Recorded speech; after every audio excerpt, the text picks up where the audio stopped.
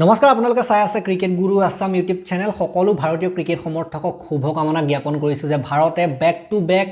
দ্বিতীয়বাৰৰ কাৰণে একেৰাহে টি20 বিশ্বকাপৰ ফাইনেলত উপনীত হ'বলৈ সক্ষম হৈছে সেমি ফাইনেলত ইংলেণ্ডক এখন সাখৰোদ্ধকাৰী মেচত আজি পৰাস্ত কৰিলে এনেকুৱা ধৰণৰ খেল হাই স্কোৰিং খেল কিন্তু চাবলগীয়া এখন খেল আছিল যথেষ্ট এখন উপভোগ কৰিবলগীয়া মেচ আছিল আৰু ক'বলৈ গ'লে ফুল বেটিং পিচ দিছে পুৰা মানে কি বুলি কম আৰু বেটিংৰ কাৰণে একদম স্বৰ্গ আজি এখন পিচ দিলে হেতু কাৰণে ইমান যে ৰান হ'ল ইমান খুপা টাৰ্গেট দিয়াৰ পাছতো যে কেৱল মাত্ৰ 7 ৰানতহে জিকিলে ভাৰতে ইয়াৰ আঁৰত এটা কথাই আছে তাত মানে বলিঙৰ কাৰণে ইমান বৰ বিশেষ একো নাছিল এখন পিচত এখন পিচ পুৰা ফ্ল্যাট পিচ দিয়া হৈছে আইসিসিৰ ফালৰ পৰা ইমান দিনেতো আইসিসি অলপ কঠিন পিচ দিয়া আহিছিল সুপাৰ 8ৰ প্ৰায়ভাগ মেচতে আমি দেখিছিলোঁ যে কঠিন পিচ দিছিল ইমান ৰান হোৱা নাছিল কিন্তু সেমি ফাইনাল এইখনতে আটাইতকৈ বেছি ৰান হ'ল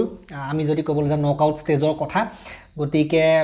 বহুত মানে ফ্ল্যাট পিচ আজি দিয়া দেখিবলৈ পালোঁ আৰু তাতে ওৱানখেড়ে ষ্টেডিয়াম গতিকে দুইটা টিমৰ ফালৰ পৰা বেটিং ভাল হৈছে আৰু অৱশেষত ভাৰতে 7 ৰান 254 ৰানৰ টাৰ্গেট দিও কিন্তু ভাৰতে 7 ৰানতহে জিকিবলৈ সক্ষম হৈছে গতিকে খেলখন চাই থাকোতে কিন্তু আমাৰ হাৰ্ট এটেক এটা আহিছিল বিশেষকৈ হাৰ্ট এটেক এটা দিলে জেকব বেথেলে যি ধৰণে খেলিলে তেখেতে আজি শতক কৰিলে 7 ৰান কৰিলে নিজৰ টিমৰ কাৰণে নিজৰ টিমক জিকাই দিলেহেঁতেন বেথেল যদি কেনেবাকে থাকিলে হেতেন শেষৰলৈকে শেষৰলৈকে বেথেল থকা হ'লে কিন্তু খেল জিকাই থৈ গ'লহেঁতেন কিন্তু ভাগ্য ভাল যে শেষত তেখেত আউট হ'ল তেখেতক লগ দিয়াও মানুহ নোহোৱা হৈ পৰিলেগৈ শেষত আৰু তেনেধৰণে সাধাৰণতে খেলখন আমি ইংলেণ্ডৰ হাতৰ পৰা কাঢ়ি লৈ আহিব পাৰিলে গতিকে ইংলেণ্ডেও কিন্তু বহুত খেলখনত কামবেক কৰিছিলে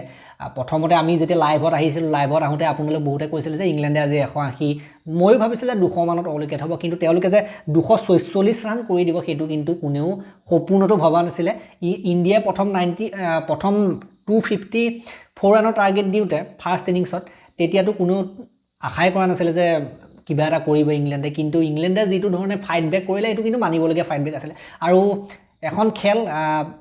ফাইনেল সদৃশ খেল হৈছে ক'বলৈ গ'লে সেমি ফাইনেল কিন্তু সেমি ফাইনেলখন যেনেকুৱা হ'ব লাগে মানে তেনেকুৱা হৈছে সো ইয়াৰ আগৰ সেমি ফাইনেলখন আমি দেখিছিল যে একপক্ষভাৱে জিকিছিলে নিউজিলেণ্ডে কিন্তু এখন খেল আজি চাওক এখন খেল কিন্তু কোনো একপক্ষভাৱে ভাৰতে জিকা নাই ভাৰতে শেষৰ ওভাৰলৈকে ক'ব নোৱাৰে যে কোন জিকিব ভাৰতৰ শেষৰ ওভাৰলৈকে মানে আমি জিকিমেই বুলি ক'ব পৰা নাই প্লেয়াৰবিলাকৰ মানে অলপ হ'লেও গাম্ভীৰ্যতাৰে গভীৰভাৱে খেলখন খেলিবলগীয়া হৈছে সো মানে গোটেই দৰ্শকসকলৰ কাৰণে এটা মানে হাৰ্ট এটেক দিয়া খেল আছিল এখন সো বিশেষকৈ জেকব বেথেলে যি ধৰণে খেলিলে এইটো আৰু মানে ক'বলৈ গ'লে এটা টপ ক্লাছ নক হৈছে তেখেতৰ ফালৰ পৰা আৰু আমি যদি ক'বলৈ যাওঁ আজি ভাৰতে এখন জিকাৰ পাছত বৰ্তমান ফাইনেল পাইছে ফাইনেল হ'ব 8 তাৰিখে নিউজিলেণ্ডৰ এগেইনষ্টত তাৰ ওপৰত আমি ভিডিঅ' লৈ আহিম 8 তাৰিখলৈ এতিয়া সময় আছে আজি 5 তাৰিখ হৈছে 6 তাৰিখ 7 তাৰিখ মানে আমি 7 তাৰিখ মানে তাৰ ওপৰত ভিডিঅ' দিম বাকি যি কি নহওক পিচখন কিন্তু একদম ফ্ল্যাট পিচ যে দিছে হেতু কিন্তু একদম দেখিবলৈ পোৱা গ'ল আৰু আমাৰ বিশেষকৈ আজি সঞ্জু স্যামসনৰ যেটো কেটচ মিছ আছিল কেটচটো যে মিছ কৰিলে তেওঁলোকৰ অধিনায়ক হেৰি ব্ৰুকে হেতু কাৰণে কিন্তু আজি খেলখন জিকিলে বুলি মই ক'ব বিচাৰিম কি কাৰণে চাওক সঞ্জু স্যামসনে যদি হেতু আউট হৈ গ'লতেন হেতু কেটচ যদি ধৰি ল'লেহেঁতেন এটা যথেষ্ট সহজ কেচ আজি মিছ কৰিলে ভাগ্য আমাৰ ফালে আছিল বুলি ক'ব লাগিব হেতু কেচ যদি মিছ নহ'লহেঁতেন তেতিয়া চিন্তা কৰি চাওক সঞ্জু স্যামসন কিন্তু সস্তাত আউট হ'লহেঁতেন তেন্তে বাকী টাৰ্গেট ইমান নহ'বগৈও পাৰিলেহেঁতেন গতিকে ইমান সঞ্জু স্যামসনে যেনেকৈ আটাইতকৈ বেষ্ট ৰান আমাৰ ইণ্ডিয়া সঞ্জু স্যামসনে কৰিছে সঞ্জু স্যামসনে আউট হৈ যোৱালে কিমান ৰান হ'লহেঁতেন চিন্তা কৰি চাওক 20 ৰান মানতে আউট হৈছিলে 23 ৰান মানতে গতিকে চিন্তা কৰি চাওক কেনেকুৱা ধৰণৰ অৱস্থা হ'লহেঁতেন ভাৰতৰ আজি হাৰিলেহেঁতেন যদি সঞ্জু স্যামসনৰ সেই কেছটো মিছ নহ'লেহেঁতেন গতিকে ভাগ্যও ভাৰতৰ পক্ষত আছিল বুলি ক'ব লাগিব এক প্ৰকাৰে গতিকে আপোনালোকে যদি চাই ইণ্ডিয়া প্ৰথম বেটিং কৰি 253 7টা উইকেটৰ লোকচানত 20 অভাৰ সঞ্জু স্যামসন 42টা বলত 89 8টাকৈ 4 7টাকৈ 6 তেখেতে মাৰিছে অভিষেক শৰ্মা 9 ৰানত আউট হৈ যায় অভিষেক শৰ্মা আমি যদি ক'বলৈ যাওঁ বেয়া হৈছে আমি আশা কৰিছোঁ যে ফাইনেলত তেখেতে নিজৰ আসল যিটো নক ফাইনেলত ওলাই আহক 2024 টি20 বিশ্বকাপত বিৰাট কোহলি যেনেকৈ ফাইনেলত আসল নক ওলাই আহিছিলে তেনেকৈ অভিষেকৰ পৰা এটা ইনিংছ আছে তেখেতৰ কাৰণে আমি আশা কৰিছোঁ যে সেইটো অভিষেকে ভাল খেলিব অভিষেকৰ এটা মই প্ৰব্লেম দেখিছোঁ যে ৰান ল'বলৈ একেবাৰে চেষ্টা নকৰে প্ৰত্যেকটো বল 4-6ৰ ওপৰতহে অকল ভৰসা কৰে গতিকে ৰান যদি অলপ লৈ পেলাই খেলিবলৈ শিকে 1 ৰান 2 ৰান 6 মৰাৰ পাছত বা 4 মৰাৰ পাছত তেতিয়া অভিষেকৰ কাৰণে ভাল হ'ব বুলি মই ভাবোঁ সেই বস্তুটো তেখেতে নিজৰ খেলত পৰিৱৰ্তন কৰাৰ দৰকাৰ আছে অকল 4-6 খেল নহয় ৰানো দৰকাৰ হয় বাকি ঈশান কিষণ 18টা বলত 39 4টা 4 2টা 6 শিৱম দুবে 25টা বলত 43 শিৱম দুবে ইম্পৰ্টেণ্ট টাইমত আহি পেলাই কিন্তু বহুত কেইটা বাউণ্ডাৰী মাৰিলে 6 মাৰিলে যাৰ কাৰণে ইমানখিনি ৰান হ'ল বাকি সূৰ্যকুমাৰ 11 হাৰ্দিক পাণ্ডিয়া 12টা বলত 27 তিলক বৰ্মা 7টা বলত 21 অক্ষৰ পেটেল 2টা বলত 2 আৰু বৰুণ চক্ৰৱৰ্তী 1টা বলত 0 তেওঁলোকৰ যদি বলিং চাই আৰ চাৰে 4 অভাৰ 61 1 অভাৰ 15 ওপৰ ৰান দিছে এটা উইকেটে পাইছে উইল জেকছে 4 অভাৰ 40 ৰান 2টা উইকেট দেন অভাৰটনে 3 অভাৰ 36 12কে দিছে উইকেট নাই চেম কৰন 4 অভাৰ 53 ৰান উইকেট নাই 13কে দিছে আদিল ৰাছিদ 4 অভাৰ 41 ৰান 2টা উইকেট 10কে দিছে লিয়াম ডছন 1 অভাৰ 19 ৰান এনেকুৱা ধৰণৰ গতিকে প্ৰত্যেকটো বলাৰে পিটন খাইছে তেওঁলোকৰ ইংলেণ্ডৰ আমাৰ ইণ্ডিয়াৰো বাৰু একে অৱস্থা ইণ্ডিয়াৰ যদি আপোনালোকে বলিং মই দেখুৱাম প্ৰথমতে ইংলেণ্ডৰ যিটো ৰান চেছ সেইটো চাওক সেইটো হৈছে 20 অভাৰ তেওঁলোকে 246 ৰান কৰিলে শেষৰ অভাৰলৈকে খেল গৈছিলে 246ৰ 7টা উইকেট তেওঁলোকৰো গ'ল ফিল্ডছল 3টা বলত 5 বাটলাৰ 17টা বলত 25 ব্ৰুক 6টা বলত 7 বেথেল জেকব বেথেল 48টা বলত 105 ৰান ৰান আউট হ'ল তেখেত বাকি টম বেণ্টন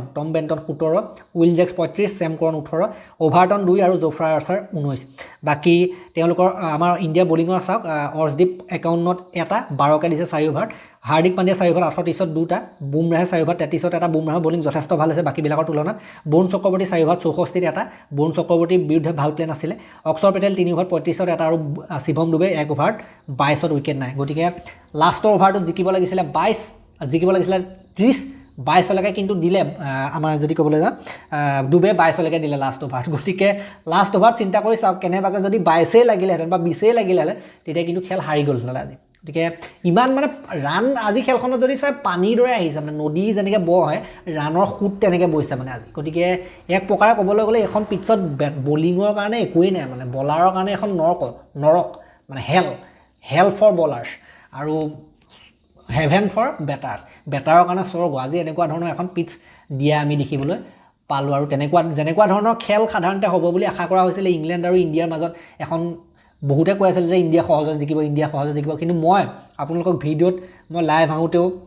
বা মই যিটো প্ৰিভিউ ভিডিঅ' আছিলে তাতো কৈছিলোঁ যে ইংলেণ্ডৰ কাৰণে কিবা এটা ভয় আছে এনেকুৱা কিছুমান সাংঘাতিক প্লেয়াৰ কিছুমান আছে গতিকে সেই বস্তুটো কিন্তু দেখুৱালে আজি ইংলেণ্ডে যে ইংলেণ্ড হাৰ মনা নাই কিন্তু সহজতে তেওঁলোকে হাৰ মনা নাই লাষ্টৰ অভাৰলৈকে গৈছে আৰু জেকব বেথেলৰ যিটো ইনিংছ ৱাও মানে ইমান কম বয়সত ইমান হেভি টেলেণ্ট আৰু এজন প্লেয়াৰ অনাগত সময়ত অনাগত 4-5 বছৰৰ ভিতৰত জেকব বেথেল এতিয়াই 100 মাৰিছে ইমান এটা বিগ ষ্টেজত চিন্তা কৰক T20 বিশ্বকাপৰ ফাইনেলৰ নিচিনা এটা বিগ ষ্টেজত টপ লেভেলৰ টিমৰ লগত এনেকুৱা খেল প্ৰদৰ্শন কৰিছে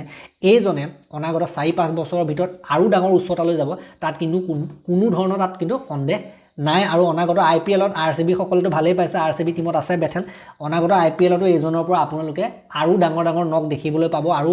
তেখেতৰ মানে উচ্চতাটো আৰু বেছি বাঢ়িব সেয়া এতিয়াৰ পৰা আমি ক'ব পাৰোঁ গতিকে ইংলেণ্ডৰ এটুকুৰা হীৰা বুলি ক'ব লাগিব জেকব বেথেল অনাগত সময়ত ছুপাৰষ্টাৰ আহি থকা দিনৰ ভৱিষ্যতৰ গতিকে যি কি নহওক আমি যদি ক'বলৈ যাওঁ অভিষেক শৰ্মাৰ নিচিনা প্লেয়াৰ চলিব লাগে যদি ফাইনেলত চলি যায় এনেকৈ জেকব বেথেলৰ নিচিনাকৈ তেতিয়াতো একো কথাই নাই কিন্তু অভিষেকক লৈ বহুতৰ অভিযোগ আছে যে হোৱা নাই ৰান কিন্তু আশা কৰিছোঁ তেখেতৰ কাৰণে এখনেই খেল আছে আমি আশা কৰিছোঁ তাতে ভাল হ'ব ফাইনেলত ভাল কৰিব বাকি আজি সঞ্জু চেমছন মেইন মানুহ দেই সঞ্জু চেমছনৰ সেই কেছটো মিছ নোহোৱা হ'লে বা ইমান ডাঙৰ এটা ইনিংছ যদি নেখেলিলে হ'লে বাকী কিন্তু এটেক নাই কৰা বুলি নকওঁ সকলোৱে এটেক কৰিছে হাৰ্দিক পাণ্ডিয়া বা ডুবেও ভাল খেলিছে ডুবেও ইনিংছটো ঠিকে আছিলে কিন্তু সঞ্জু চেমছন 89 ৰানৰ যিটো নক সেইটো এইখন খেলৰ ক্ষেত্ৰত আটাইতকৈ মূল্যৱান আৰু মই প্ৰথমতে কৈছোঁ ভিডিঅ'টোত যে কেছটো যেতিয়াকৈ মিছ কৰিছিলে সেইটো কেছ মিছ নকৰা হ'লে কিন্তু আজি ইণ্ডিয়া হাৰিলেহেঁতেন সেইটো কিন্তু একদম খাটাং কথা কিন্তু বাকি আপোনালোকে যদি চাই এতিয়াতো নেক্সট আছে নিউজিলেণ্ডৰ লগত খেল তাৰ ওপৰতো আমি আলোচনা কৰিমেই আৰু বেক টু বেক দুবাৰ ফাইনেল পাইছে এবাৰ লাষ্ট টাইমটো জিকিছিলে বেক টু বেক দুবাৰ জিকিব পাৰে নে নোৱাৰে এতিয়া এখোজে আছে খেল ইণ্ডিয়া আৰু ট্ৰফিৰ মাজত আছে নিউজিলেণ্ড বৰ্তমান নিউজিলেণ্ডকে বশ কৰিব লাগে ইংলেণ্ডক বশ কৰিছে যেতিয়া নিউজিলেণ্ডকো বশ কৰিব পাৰিব লাগে কিন্তু এইটো T20 বিশ্বকাপত আপোনালোকে মই এটা কথা কৈ দিব বিচাৰিছোঁ কোনোটো টিমক আপোনালোকে লাইটলি নল'ব আপোনালোকে T20 ৱৰ্ল্ড কাপৰ আৰম্ভণিৰ পৰা আপোনালোকে দেখিবলৈ পাইছিলে যে কেনেধৰণে USA টিমৰ লগত ইণ্ডিয়া কিন্তু ষ্ট্ৰাগল কৰিবলগীয়া হৈছিল দেন তাৰ পাছত আপোনালোকে দেখিলে যে সাউথ আফ্ৰিকাৰ লগত কেনেকুৱা ধৰণৰ হৈছিলে নেদাৰলেণ্ডৰ লগতো সেই ওচৰ চাপিছিলেগৈ নেদাৰলেণ্ড দেন সাউথ আফ্ৰিকাৰ লগত হাৰিছিলে গতিকে ইণ্ডিয়াই যিহেতু USA লগত কঠিন সেইখন হৈছিলে খেল টনাটনি হৈছিলে সূৰ্যকুমাৰে বচাবলগীয়া হৈছিলে তাৰ পাছত নেদাৰলেণ্ডৰ নিচিনা টিমৰ লগত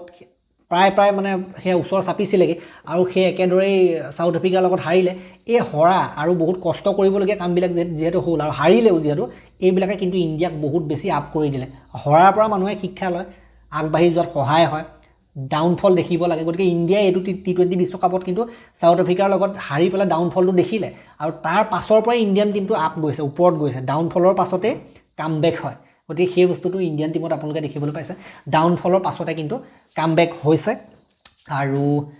আজি যদি খেলখন চাই বুমৰাহৰ বলিংটো কিন্তু ক্ৰুচিয়েল হ'ল বলিঙৰ যদি মই কথা ক'বলৈ যাওঁ বুমৰাহৰ ৰান তেনেকৈ দিয়া নাই বাকীবিলাকে যেনেকৈ ৰান দিছে বুমৰাহে কিন্তু তেনেকৈ ৰান দিয়া নাছিলে হাৰ্দিক পাণ্ডিয়াও উইকেট লৈছিলে হাৰ্দিক পাণ্ডিয়া ইমান বেছিও ৰান দিয়া নাই পিটন খাইছে কিন্তু বাকীবিলাকৰ তুলনাত কম গতিকে হাৰ্দিক পাণ্ডিয়া আৰু বুমৰাহৰ বলিংকেইটা অভাৰকেইটা 4 অভাৰ 4 অভাৰ 8 অভাৰ কিন্তু যথেষ্ট ক্ৰুচিয়েল হ'ল হাৰ্দিক পাণ্ডিয়া 4 অভাৰ 38 ৰান দিছে বাকীবিলাকে 50-60 দি থাকোঁতে হাৰ্দিক পাণ্ডিয়া 38 আৰু বুমৰাহে 33 ৰানহে দিছে গতিকে এই দুটা অভাৰ কিন্তু বহুত বেছি ক্ৰুচিয়েল অভাৰ হ'ল আৰু লগতে অক্ষৰ পেটেলে 3 অভাৰ 35 ৰান 11কে দিছে তথাপিতো উইকেট উলিয়াইছে বাকী মেইন কথাটো সেইটো হাৰ্দিক পাণ্ডিয়া আৰু বৰুণ চক্ৰৱৰ্তী অভাৰকেইটা মেইন হ'ল অক্ষৰ পেটেলে অলপ লেকাম লগালে ৰানৰ ক্ষেত্ৰত ৰান আহি থকাৰ ক্ষেত্ৰত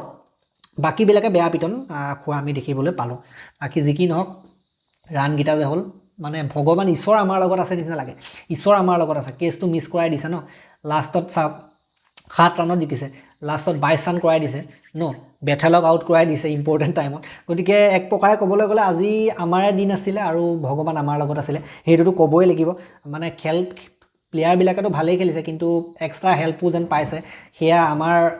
আমি সাধাৰণতে যিবিলাক প্ৰাৰ্থনা কৰি থাকোঁ দোৱা কৰি থাকোঁ প্ৰেয়াৰ কৰি থাকোঁ সকলোৱে সকলো ফালৰ পৰা তাৰো কিন্তু কামত দিছে বুলি ক'ব লাগিব এক প্ৰকাৰে আৰু ইমানখিনি মানুহে খেল চাই আছে আজি কোটি মানুহে চাই আছে একেলগতে আৰু লগতে ষ্টেডিয়ামতো আছে গোটেই ইণ্ডিয়াৰ সমৰ্থকসকল ইণ্ডিয়া চিঞৰি থকা বাকী যি কি নহওক